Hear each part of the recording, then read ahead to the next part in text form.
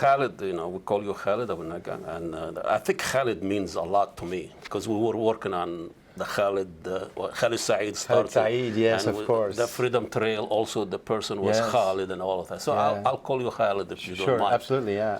I go with both. Yes. Mostly in the Middle East, I go with Khaled Abol Naga. Yes, here, I go more by Khaled Abol Naga. Yeah.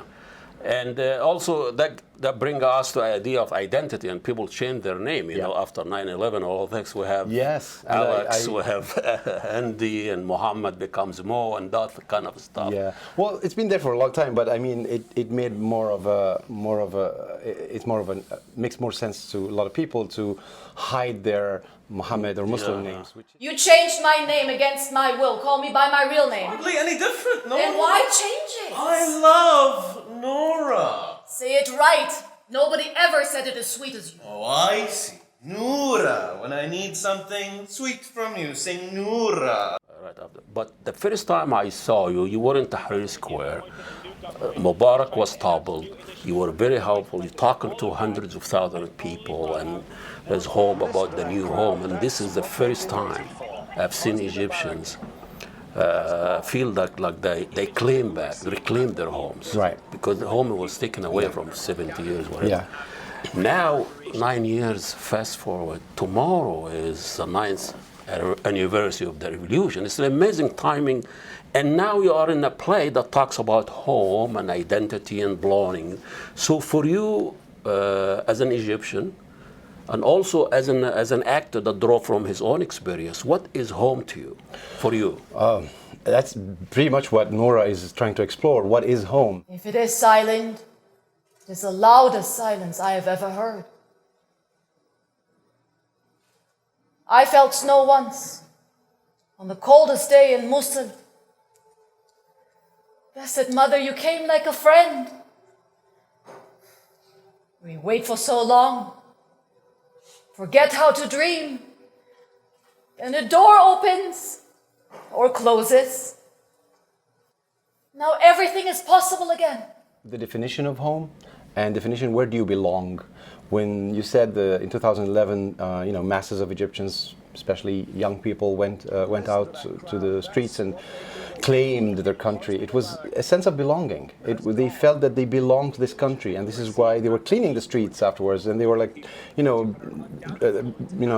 coordinating traffic jams. And when the police decided to pull out of the whole country, they decided to police themselves and create a whole, civil police, which was fascinating to see. So every time that the system tried to create chaos, to be able to be back in power, or have an excuse to be back in power, or excuse to be brutal, the people responded with love and with an amazing sense of belonging. That's home. I think home, to me, is the place where you feel you would do anything for, and you would, with love, unconditionally build and keep building and hope and be full of hope, good hopes for it. I think that's what defines home to me. In this play, in Noura, we have a much more complex situations, because they're definitely not on their birthplace. They're in America now, in New York, and it's a family with their country destroyed by an invasion of America. Blessed God, thank you that we even have food. If we eat off books, it's more than millions of refugees have. Make us grateful, Lord. Amen. Bismillah ar-Rahman ar-Rahim. What's all this? Still redesigning Baghdad? I'm thinking to stop tutoring. You don't need to work. Now that I'm a citizen, my income could double. That if you took a vote of the general public opinion in America, nobody would have wanted to invade and bomb Baghdad and Iraq. So they understand the difference between politics and people, and that's why the government. the government, yes, and that's a very important issue. Otherwise, it would have been chaos, because the politicians will drive us all into Third World War many years ago. So I believe in this complex situation, Noura's family is trying, in a much more complex situation, as I said, to define home, define where do they belong. Also, there's also the struggle to rebuild what was destroyed, and how can you do that? because none of the systems, none of the governments, none of the politicians are thinking about that. There's no reconciliation. And that's why it's an important question to throw at people. I always say Noura is and I think Heather Raffo, the writer, the playwright, also said that many times. It's an honest depiction of what happens to a refugee family over Christmas night or over a few days in New York. But the questions that they ask, being honest, depicts a much bigger question. And that's you can see it reflected in the text. You can see it reflected in the characters, in the set design, in the lighting. You also you were a guest of this family, right? So Rafa is someone who kind of asked those questions long time ago, because he left Iraq way before the craziness. He left Iraq when he felt the polarization is forming and creating a whole tribal sense, and that polarization, which is happening in America right now, unfortunately. It's happening in Egypt right now, unfortunately, because of the horrible politicians who think this is how they thrive. This polarization that divides people and looks for more what divides us than what connects us, destroys cultures, destroys home. And Rafah felt that early on when many lines in the play we feel it, but a very important line when he says, I suddenly felt I was irrelevant. I was a man delivering babies. Suddenly that was taboo. So he felt that when the middle class turned tribal, he had to leave because he felt this is not home. So Rafah asked that question of belonging and what is home earlier on. And that's why he is in a much better state to give advice to Noura in this play.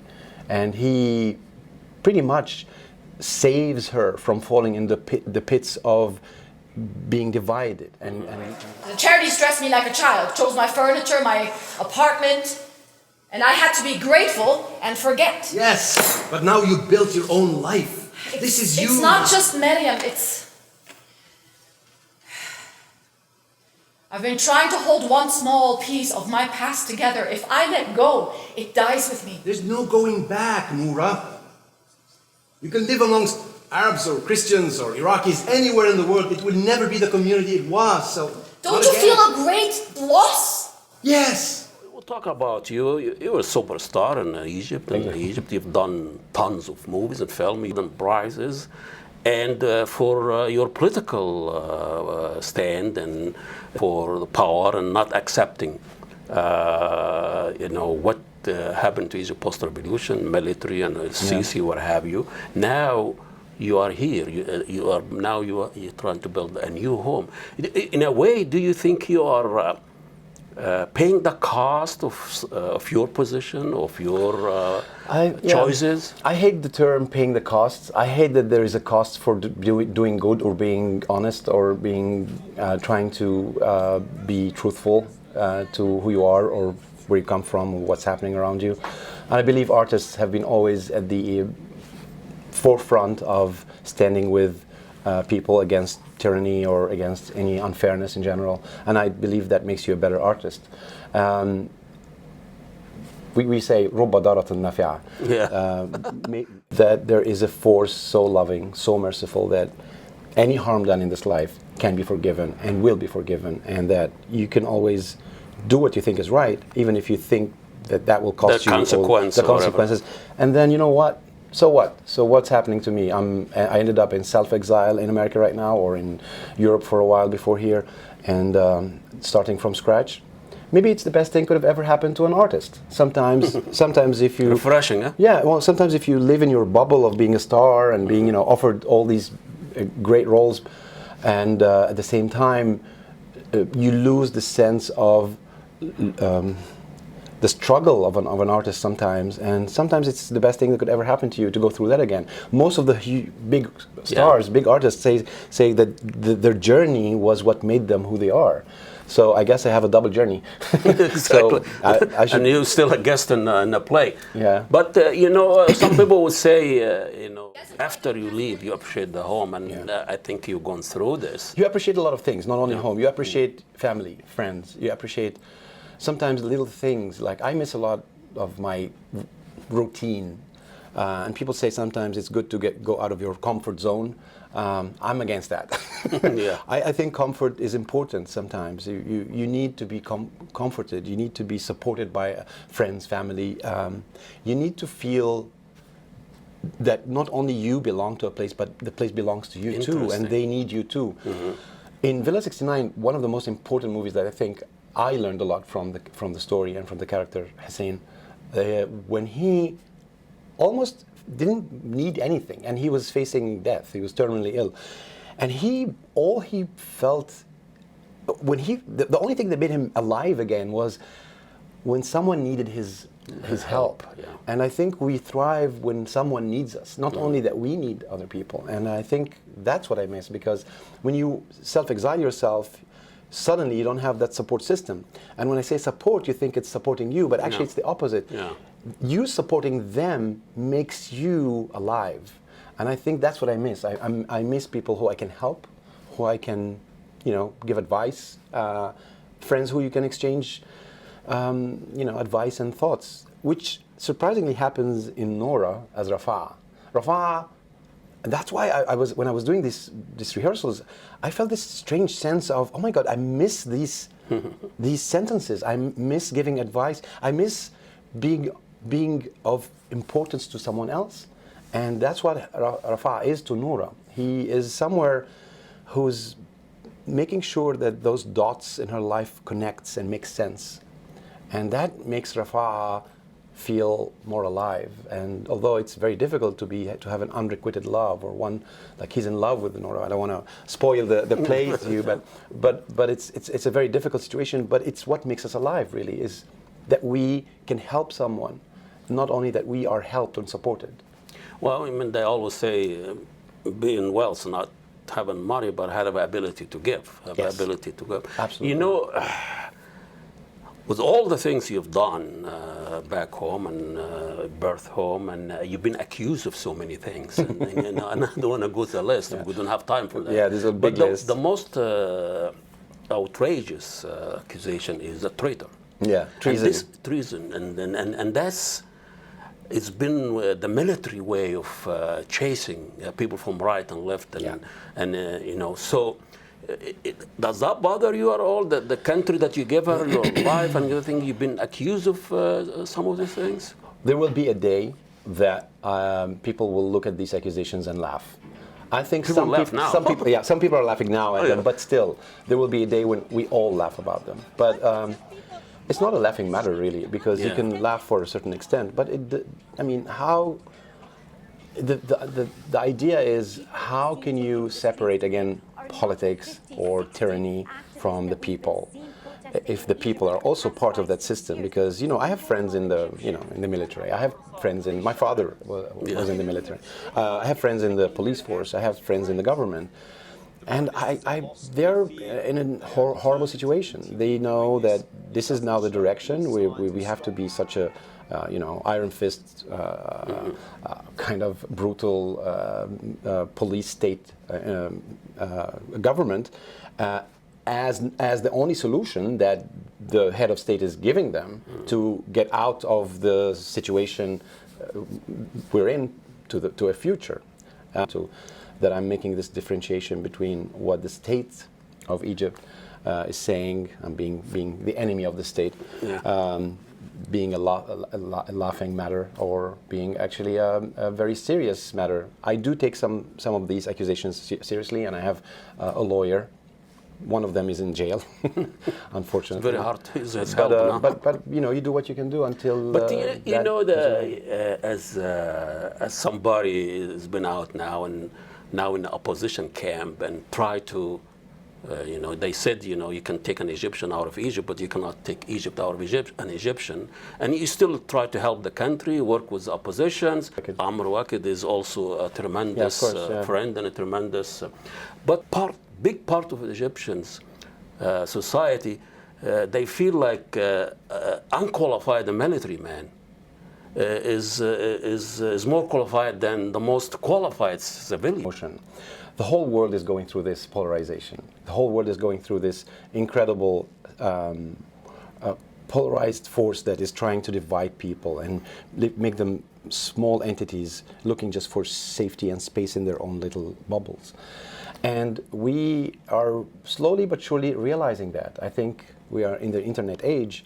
What happened in 2011 happened in Hong Kong, happened in Sudan and Algeria. It's happening everywhere. Exactly. There is a wave, as I always say, there is a wave like a tsunami, very fresh, coming and toppling all these old systems. And thinking. And what happens after a very fresh wave, like a tsunami, there's a very ugly, black, dark wave of the trash and everything yes, left. which is what we're polluted. it's receding right now. Exactly. And but it's happening, and we are part of this, and we're very lucky to be alive with something such a great, huge event like the Arab Spring. I would call it actually the world spring. I think it's happening all over because of the internet, and we never really understood what the internet will change the world, and it is this: having the ability to exchange information, having the ability not to be, lied to by state media, and having the ability to organize is actually happening. It happened in 2011 in a very pure form, but then of course we have this receding wave, and I think it's our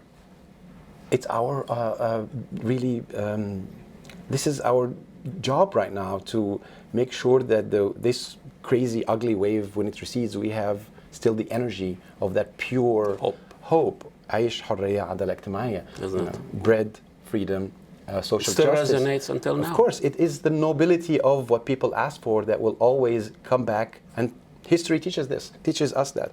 The French Revolution teaches us that. The Prague Spring happened the same way. There's always a very noble initial request that get toppled by force. The Soviet tanks in Prague, the Tahrir, the Rabaa, all the coup in Egypt. And then what happens always, and history teaches us that the nobility comes back and goes back to power, and the people at the end of the day will win. So we just have to make sure that that's always there and clear. I know you have to go, but tomorrow is the 9th anniversary of the Egyptian revolution. I don't want to. You cannot predict anything, revolution. But any messages, to send. Well, I will be in Noura. I will be playing Rafah on stage at the Guthrie Theater.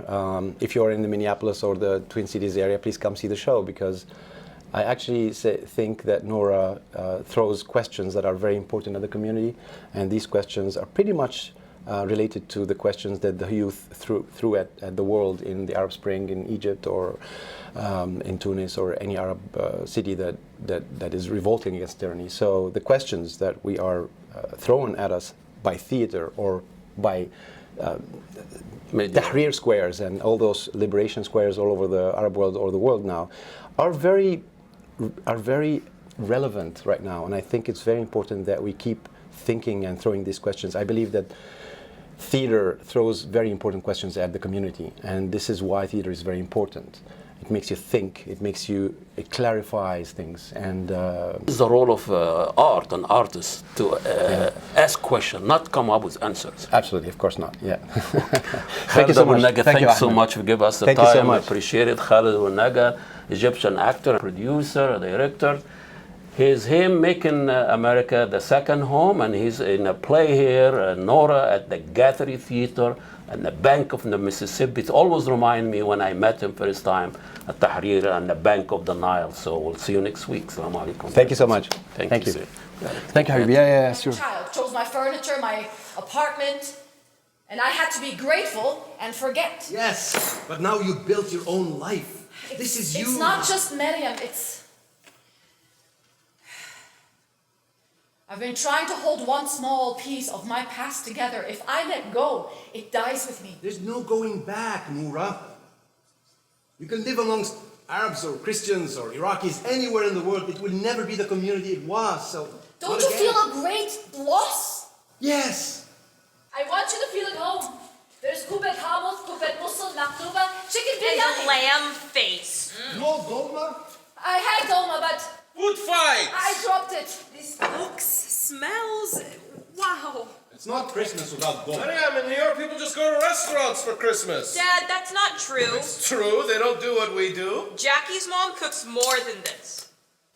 Sparkling cider for us. Mariam, sparkling juice? For me too, please. Yes, and why don't you pass Maddie and the chicken first? Oh, don't put so much on her plate. You'll scare her.